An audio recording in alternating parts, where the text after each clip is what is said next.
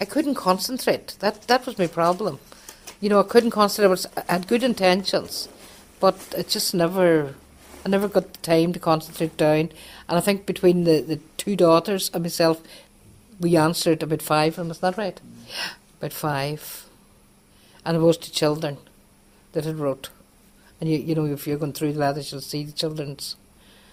And I just done it because the children had bothered, to write. But other than that, a lot of people, what I found, and I was reading in there last week again, they could relate. They had maybe lost a son, or or something like that, or they had a son of the same age, maybe gone on for a mechanic or something like that because he was in bodywork. That they related through that. That's what most of the letters were, or they had maybe somebody died belonging to them young, killed in a road accident or committed suicide or something like that. But it would be hard now to reply to them because they're going to have moved on. Their family's going to be, as I said, Aidan was 37 yesterday. So they were saying that they had children of the same age. So they're going to be 37 or around that as well.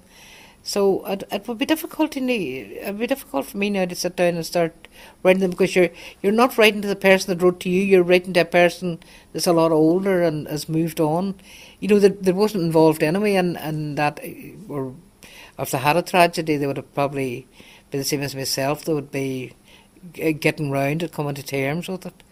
So it would be difficult to write them. I mean, that's all you could really, is thank them for thinking of you at the time and for their support, and that's about all that I would be fit to say to them, really.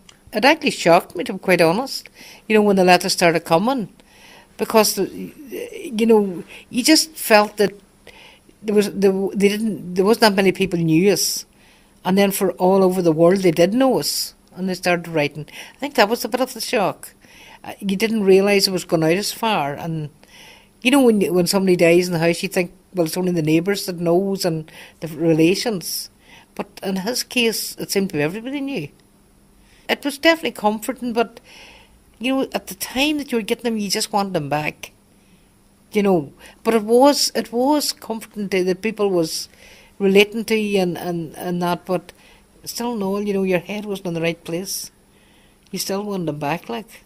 And I remember at the funeral, there was a man and woman, and they couldn't do anything. They just got into the car.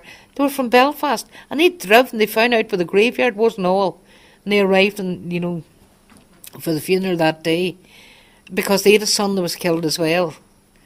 And that was something I thought, an awful lot of.